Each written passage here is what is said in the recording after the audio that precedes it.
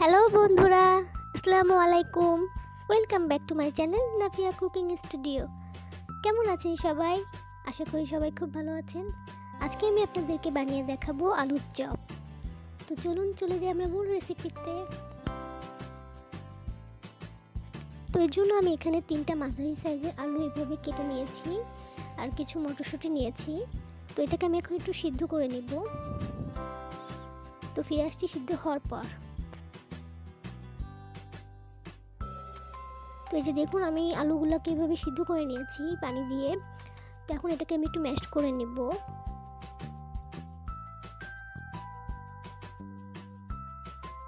এটাকে একটু ম্যাশ করে নিতে হবে। এই যে দেখুন, তো এই যে দেখুন আমি কিন্তু ম্যাশ করে।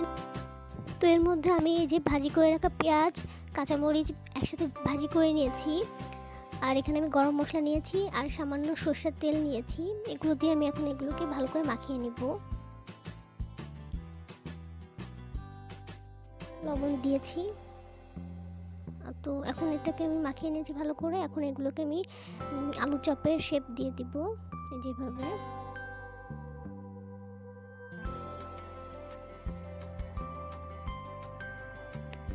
এই যে দেখুন এইভাবে আমি সবগুলো করে নেব। তো এই যে দেখুন আমি সবগুলো করে নিয়েছি। এখন আমি ব্যাটারটা তৈরি করব আলু চপের।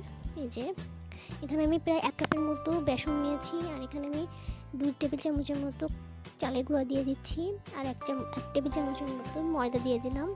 আর এখানে সামান্য হাফ টিস্পুনের মতো বেকিং পাউডার দিচ্ছি আর স্বাদ মতো শুকনো মরিচের গুঁড়া, আপনারা যতটুকু ঝাল পছন্দ করেন।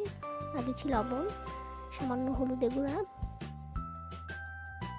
আর এখানে আমি আদা রসুন জিরা একসাথে বেটে নিয়েছি প্রায় 1 চা চামচের মতো। তো এটা দিয়ে দিলাম। এখন এখানে আমি সামান্য পানি দিচ্ছি, দিয়ে এটাকে আমি একটু গুলিয়ে নিব।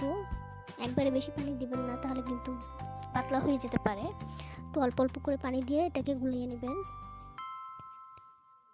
তো যে আমি আর একটু পানি দিয়ে দিচ্ছি।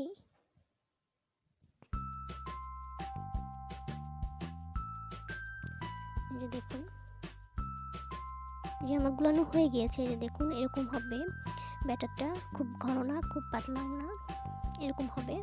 এখানে আমার প্রায় 1 কাপের মতোই পানি লেগেছে, 1 কাপের একটু বেশি। তো এখন এগুলোকে আমি চপগুলোকে ভেজে নেব।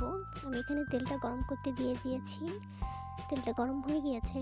তো এখন এগুলোকে আমি বেসনে চুবিয়ে গরম ডুবো তেলের মধ্যে দিয়ে দিব। যে এভাবে আস্তে করে দিয়ে দিবেন।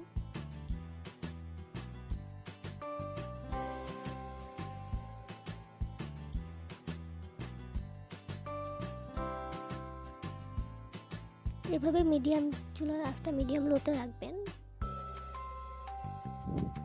এভাবে আস্তে করে সবগুলো ভেজে নিতে হবে আলু চপগুলোকে। তো এক পাশ হয়ে গেলে আর এক পাশ উল্টিয়ে দিব।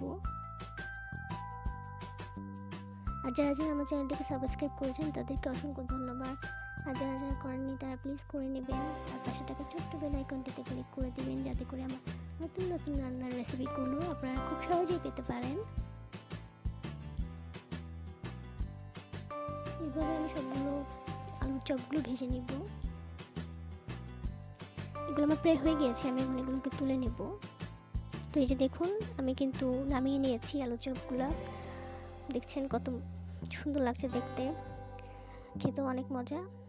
আর আপনারা বাসায় অবশ্যই ট্রাই করবেন আর আমাকে জানাবেন কেমন হয়েছে। তো আজকে এই পর্যন্তই। আগামীতে আরও সুন্দর সুন্দর রেসিপি নিয়ে আপনাদের মাঝে হাজির হব। তো আমি আপনাদেরকে একটা ভেঙে দেখাচ্ছি, যে দেখুন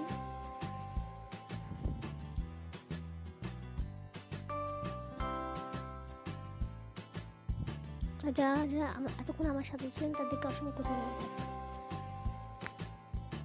তো আজকে এই পর্যন্তই। আল্লাহ হাফেজ।